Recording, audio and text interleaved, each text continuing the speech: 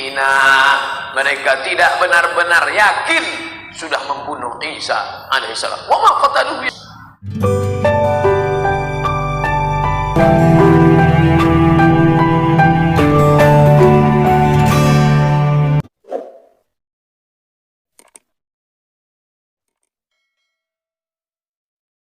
Salam teman-teman sekalian, berjumpa kembali dengan saya Arif Gula di channel TV Laskar Kristus ini. Ini channelnya kita bersama, jangan lupa dukung dengan cara subscribe, like, dan komen, serta share video-video daripada channel ini. Pada kesempatan kali ini teman-teman sekalian, seperti yang kalian lihat di cuplikan bahwa UAS sedang ngibul ya, atau UAS sedang membahas tentang Alkitab di dalam masjid. Kenapa saya katakan tetap ngibul? Karena bagaimanapun ketika mereka yang menjelaskan tentang Alkitab pasti ngawur dan ngawur. Dia katakan bahwasanya yang disalib bukanlah Yesus atau Isa ya. Karena mereka sebutkan Yesus Kristus, yaitu Isa Al-Masih. Nah teman-teman, mereka katakan bahwa bukan Yesus yang disalib tetapi muridnya, yaitu Yudas Iskariot. Bahkan dari ustadz-ustadz yang lain juga pun tidak menyebutkan bahwa itu Yudas. Tapi Abdul Somad sangat berani mengatakan bahwa itu Yudas yang disalibkan ya. Baik teman-teman, supaya lebih paham, mari kita mendengarkan dulu apa yang menjadi isi ceramahnya, dan nanti kita memberikan komentar kita seperti biasanya. Berikut videonya. Mereka tidak benar-benar yakin sudah membunuh Isa alaihissalam. Wa ma qataluhu yaqin. Nah, baik teman-teman sekalian, itulah ngawurnya Ustadz Abdul Somad ya. Jadi teman-teman sekalian, dia katakan bahwa yang disalib bukanlah Yesus tetapi Yudas Iskariot ya. Karena memang dia percaya orang-orang Yahudi itu membunuh nabi-nabi tetapi tidak kepada Isa. Karena Isa sudah diangkat oleh Allah Subhanahu wa taala katanya. Padahal teman-teman sekalian, Yesus tidak mengenal Allah SWT ya. Dia tidak kenal karena Allah SWT itu bukan Allahnya orang Yahudi, bukan Allahnya orang Israel, bukan Allahnya Musa, bukan Allahnya Abraham, dan bukan Allahnya nabi-nabi yang ada di dalam Alkitab. Ya, mereka punya versi sendiri. Itu sebabnya orang Yahudi tidak mengenal namanya Allah. Yang dikenal adalah Yahweh. Ya, itu nama Allah. Gitu. Bahkan ketika orang Yahudi menyebutkan Yahweh atau menuliskannya, itu mereka sangat berhati-hati sekali. Jadi sama sekali mereka tidak mengenal Allah SWT. Ya. Baik, teman-teman, kita kembali kepada topik. Mari kita menjawab apa yang disampaikan oleh Ustaz Abdul Somad. Kalau dia menuduh ini Yudas, maka dia membantah apa yang disampaikan oleh ustadz-ustadz yang lain. Karena teman-teman sekalian, mengenai kematian Yudas ataupun Isa ini menjadi polemikus antara ustadz-ustadz. Mereka tidak bisa memastikan hal ini. Walaupun ada beberapa seperti Ustaz Abdul Somad mengatakan itu memang Yudas. Tetapi pada dasarnya di dalam Al-Quran itu tidak disebutkan siapa yang disalibkan. Mereka hanya katakan bahwa Isa diserupakan kepada salah seorang muridnya atau kaum Hawarium. Ya, sebelum Isa ditangkap, Isa berkata ya, menurut menurut para ustadz, termasuk Ustadz Munjir, saat itu saya pernah tonton ceramahnya, bahwa ditanya oleh Isa, siapa yang bersedia diserupakan wajahnya dengan aku gitu. Lalu ada seorang murid yang paling muda katanya, dia berkata aku bersedia. Lalu Isa ditangkap, maka mukanya diserupakan dengan salah seorang muridnya atau kaum Hawariun tersebut. Nah teman-teman sekalian, tidak disebutkan Yudas ataupun siapa namanya. Nah kali ini mari kita melihat sesuai dengan pernyataan Ustaz Abdul Somad, apakah memang Yudas yang disalibkan atau bukan. Kita pertama-tama melihat dalam Matius pasal 27 ayat 3 sampai ayat yang ke-6. Saya akan bacakan teman-teman sekalian dan kalian bisa lihat di layar kaca. Pada waktu Yudas yang menyerahkan dia, yaitu Yesus ya, Yudas menyerahkan Yesus, melihat bahwa Yesus telah dijatuhi hukuman mati, menyesallah ia.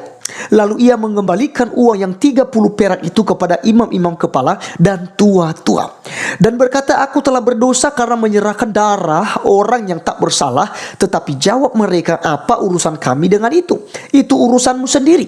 Maka ia pun melemparkan uang perak itu ke dalam bait suci, lalu pergi dari situ dan menggantung diri.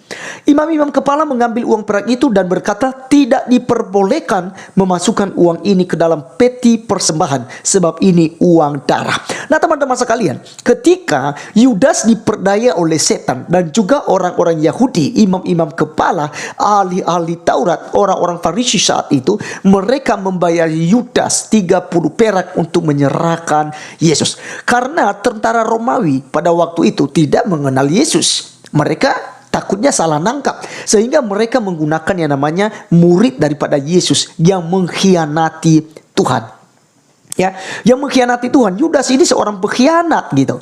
Lalu dialah yang mengantar tentara Romawi setelah sudah berundi dengan tua-tua, setelah dia dibayar 30 perak, ya, 30 perak, karena itu harga orang yang ini pada zaman itu teman-teman sekalian, sehingga itu sangat besar nilainya gitu ya, dan itu diberikanlah kepada Yudas. Nah teman-teman, diterangkan di sini bahwa pada waktu Yudas yang menyerahkan dia, jadi yang menyerahkan Yesus adalah Yudas. Bagaimana mungkin Yudas yang disalib, ya? Dan di dalam ayatnya yang keempat di sini kita melihat bahwa ayat 5, maka ia pun melemparkan uang perak itu ke dalam bait suci, lalu pergi dari situ dan menggantung diri.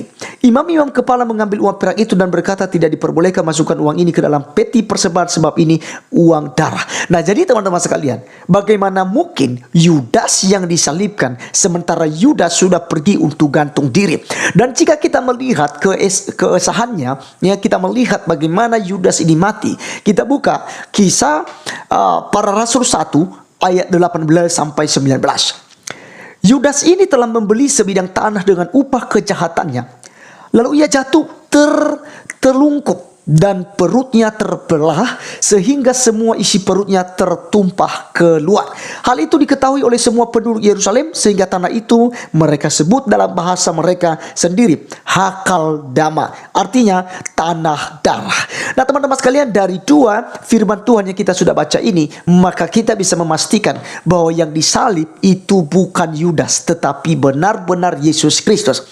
Bahkan ketika kita melihat di dalam Matius pasal 27 ayat 32, ya, hingga ayatnya yang ke 44 teman-teman sekalian, saya akan bacakan buat kita, teman-teman bisa ikuti layar kaca.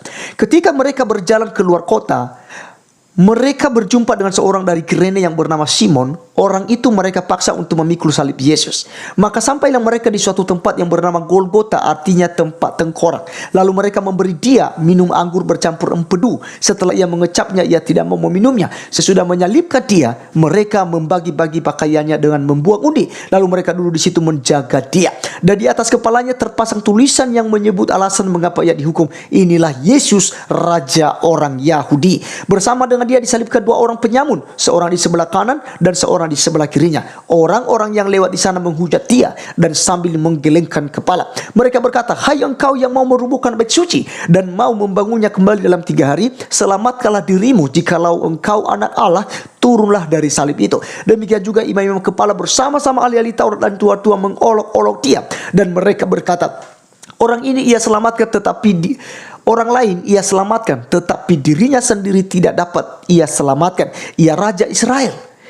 Baiklah ia turun dari salib itu dan kami akan percaya kepadanya. Ia menaruh harapannya pada Allah. Baiklah Allah menyelamatkan dia, jikalau Allah berkenan kepadanya, karena ia telah berkata, aku adalah anak Allah. Bahkan penyamun-penyamun yang disalibkan bersama-sama dengan dia mencelanya demikian juga. Nah jadi teman-teman sekalian, kita melihat di sini bahwa orang-orang Yahudi bukanlah orang bodoh. Orang-orang Farisi bukanlah orang-orang bodoh. Mereka sudah sekian lama mencari waktu bagaimana cara untuk bisa menangkap Yesus dan membunuhnya. Dan ketika Yudas bisa diajak kerjasama, maka mereka menggunakan Yudas untuk apa? Menyerahkan Yesus kepada mereka. Karena Yudas paling tahu tentang Yesus Kristus dan di mana dia selalu berkumpul, sehingga Yudaslah yang dibawa ke Taman Getsemani, karena di sanalah biasa Yesus berdoa dan Yesus ditangkap di sana. Jadi teman-teman sekalian, kalau melihat tentang sejarah penyaliban Yesus Kristus, Anda tidak bisa dapatkan di dalam Al-Quran. Anda tidak bisa dapatkan dari cerita-cerita para sahabat. Sahabat ini ceritakan ke ini, kami sudah diceritakan oleh ini dan oleh itu, dan itu terus dongeng-dongeng itulah, ya, pemahaman-pemahaman yang salah inilah yang terus diceritakan.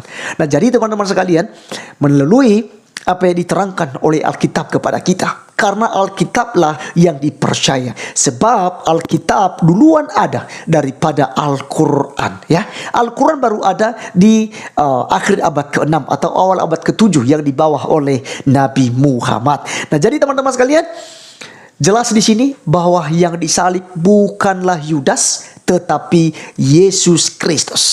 Ya, karena penyaliban Yesus Kristus ini bukan terjadi begitu saja, tetapi ini nubuatan para nabi dari perjanjian lama.